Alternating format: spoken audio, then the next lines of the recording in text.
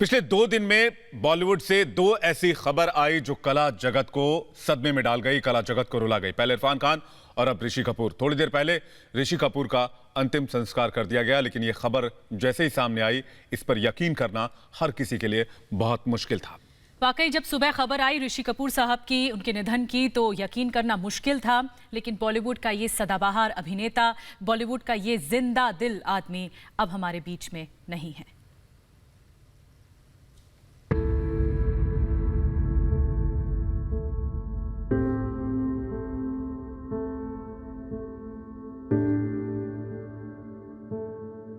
किसने सोचा था कि सदाबहार एक्टर की इस तरह से विदाई होगी? किसने सोचा था कि बॉलीवुड की जान ऋषि कपूर इतनी जल्दी दुनिया को अलविदा कह देंगे?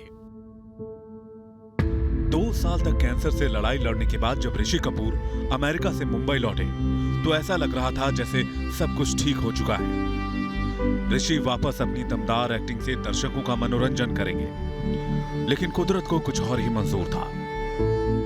67 साल के एवरग्रीन हीरो कैंसर से जिंदगी की जंग हार गए। बॉलीवुड के चिंटू ने मुंबई के सर एचएन रिलायंस अस्पताल में सुबह 8:45 पर आखिरी सांस ली। किसी को यकीन नहीं हो रहा था। कल इरफान खान और आज ऋषि कपूर का दुनिया को अलविदा कहना बॉलीवुड ही नहीं, फिल्मी दर्शकों के लिए भी किसी सदमे से कम नहीं था। ऋषि की जिंदा दिली का अंदाजा इस बात से लगाया जा सकता है कि 2018 में वो कैंसर के इलाज के लिए अमेरिका गए। वहां 11 महीने रहने के बाद पिछले साल सितंबर में भारत लौटे थे। लौटने के बाद उन्होंने एक इंटरव्यू में दोबारा एक्टिंग शुरू करने की इच्छा जताई थी।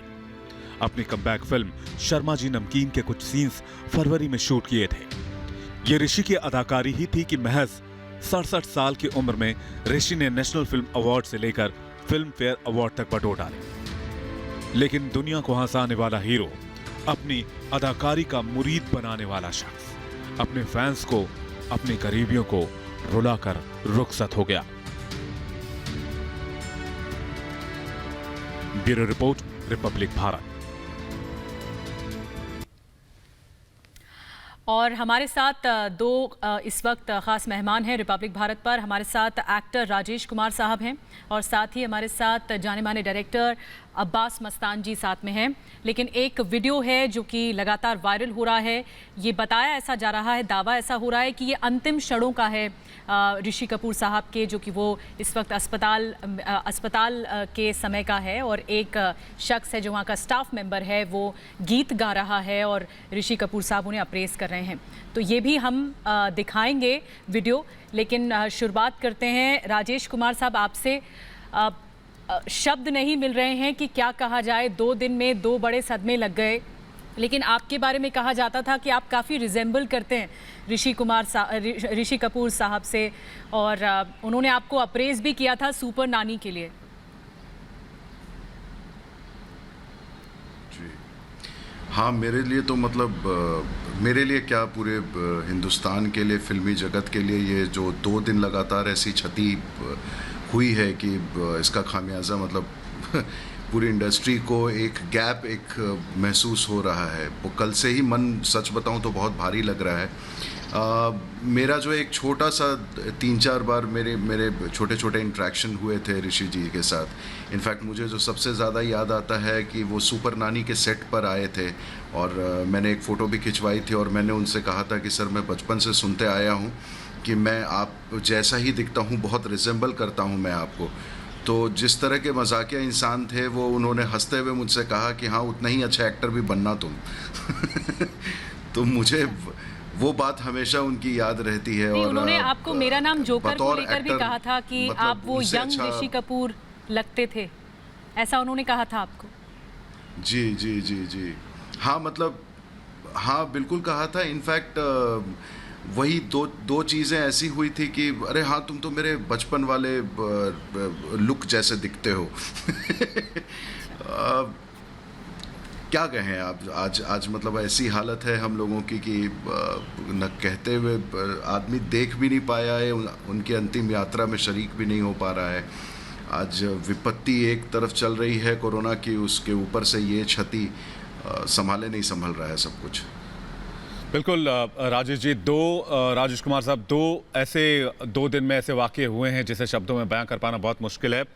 मशहूर संगीतकार हमारे साथ अब्बास मस्तान इस वक्त जुड़े हुए हैं। अब्बास मस्तान जी, ऐसी घड़ी को शब्दों में बयां कर पाना बहुत मुश्किल होता है, लेकिन बॉलीवुड से एक ऐसे इंसान का चला जाना जो लोगों को हंसाता था, लोगों को एंटरटेन करता था, जो अपनी जिंदा दिली के लिए जाने जाता था, उसी में से एक नाम थे ऋषि कपूर साहब।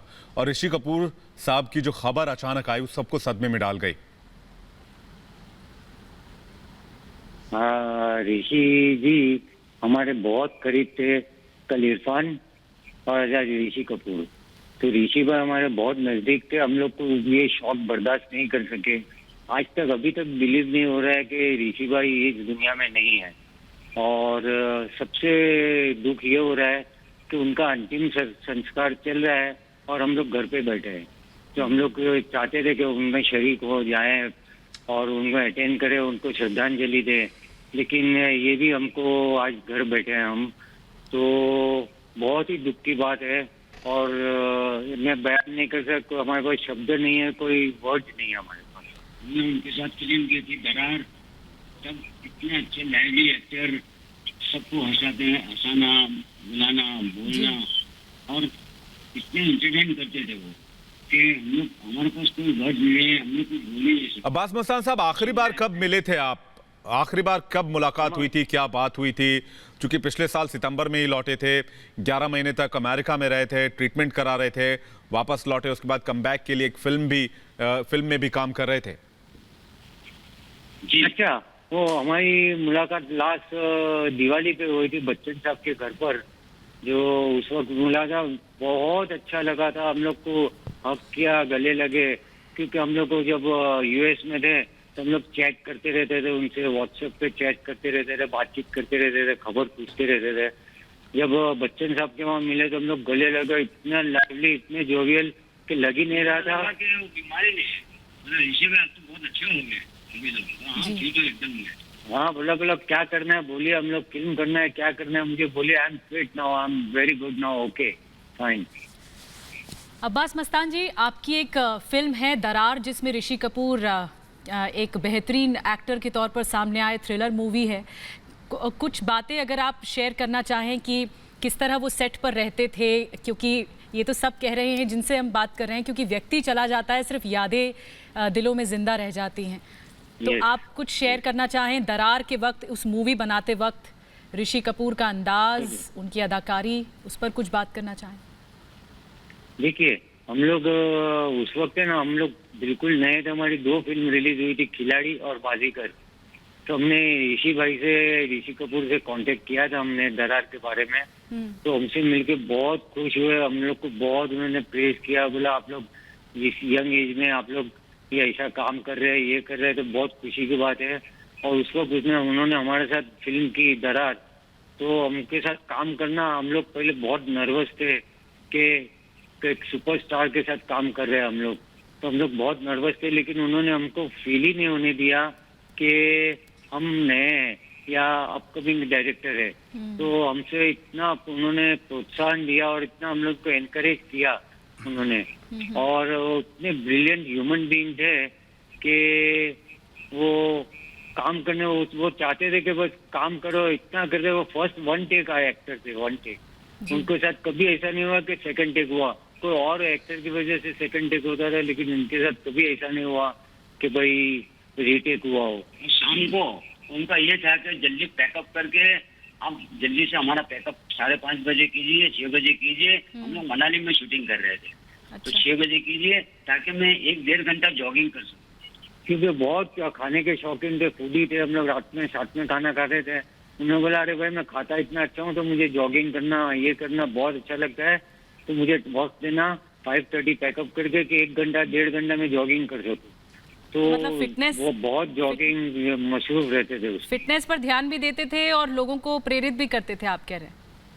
अरे बहुत अच्छा, उनके साथ काम करके जो एक्सपीरियंस है ना, उनके बाद का आज तक का जो उनके साथ जो रिश्ता रहा, वो 96 में फिल्म रिलीज हुई, उसके बाद आज तक का जो हमारा रिलेशन था, इतना अच्छा था। ऐसा लगता था कि भाई हम लोग, हमें रोज काम कर रहे हैं साथ में। और हमेशा वार त्योहार में और ऐसे मौके पर एक दूसरे को फोन करना, मैसेज करना, ये हमारा बिल्कुल। हमेशा जारी रहता था। तो आज सुबह तो इतना बड़ा शौक लगा कि अब तक यकीन नहीं हो रहा है। जी बिल्कुल ऐसा ही होता था ऋषि कपूर के साथ। जितने भी लोगों से अभी हमने दिन भर बातचीत की है, सबने कहा है कि एक बार काम कर लेते थे ऐसा लगता था बिल्कुल परिवार के हैं, ऐसा लगता ही नहीं था कि पहली बार मिले। राजेश कुमार साहब भी हमारे साथ लगातार बने हुए। राजेश जी, आखिरी बार कब बातचीत हुई, कब मिले थे आप और क्या बातचीत हुई थी, और कोई एक ऐसी बात जो हमेशा उनकी याद दिलाएगा आपको या आपको प्रेरित करता रहेगा? उनकी खोज खबर इनफैक्ट रणधीर जी के थ्रू मैं हमेशा लेता रहता था जी। एक बार मुझे याद है कि मैं आरके स्टूडियो में शूट कर रहा था और वहाँ पे रणधीर जी का ऑफिस, ऋषि जी का ऑफिस, राजीव जी का ऑफिस सब एक जैसा ही दिखता है। तो मैं रणधीर जी के साथ बैठा हुआ था, फिर मैं बाहर किसी काम से गया और वापसी में मैंने गलती से दूसरा दरवाज़ा खोल दिया। वहाँ पे ऋषि जी लेटे हुए थे और इनफैक्ट मोबाइल चेक कर रहे थे। तो उन्होंने उल्टे होकर के मुझे देखा और मैं नर्वस हो गया अचानक कि अरे यार मैं तो गलत रूम में आ गया, अब ये डांटेंगे मुझे। वो एक अचानक सीनियर और जूनियर वाला एक एहसास हुआ था। बट जैसे ही उन्होंने देखा तो देखते ही कहा अरे तुम हो, आओ बैठो बैठो बैठो। मैंने कहा नहीं, मैं रणधीर सर के साथ बैठा हुआ। हाँ कोई बात नहीं, बैठो, 2 मिनट मेरे साथ भी बैठो और बताओ क्या चल रहा है, कैसे। मतलब जो जैसा अब्बास सर और मस्तान सर ने बोला ना कि वो सबको कंफर्टेबल एक जोन में ले जाते थे। And that was the best thing about कि आपको कभी ऐसा एहसास नहीं होने दिया कि ये बहुत बड़े स्टार हैं। वो जितने बड़े स्टार थे उतने ही महान कलाकार थे। I mean I would never agree to it कि मतलब इंडस्ट्री में सच मानिए तो उनसे बेहतर एक्टर आज की डेट में जो हर तरह के रोल को निभा सकता था, चाहे वो कॉमेडी हो, ट्रेजेडी हो, चाहे वो एक्शन हो, थ्रिलर हो। सो मेरा सत प्रणाम उनको और भगवान उनकी आत्मा को शांति दे। बस आपके माध्यम से मैं इतना ही कह सकता हूँ। और राजेश कुमार साहब, मैं कहीं पढ़ रही थी कि आप सतीश शाह जी के साथ उनसे मिलने गए थे, वो भी उनके काफ़ी अजीज़ रहे हैं सतीश शाह। और आप जब मिलने गए थे तो साराभाई वर्सेस साराभाई जो आपका मशहूर कार्यक्रम था, टीवी सीरियल था, उसके बारे में उन्होंने बहुत दिलचस्प बताया कि वो आपका प्रोग्राम देखते हैं। तो कुछ उस बारे में भी बताइए।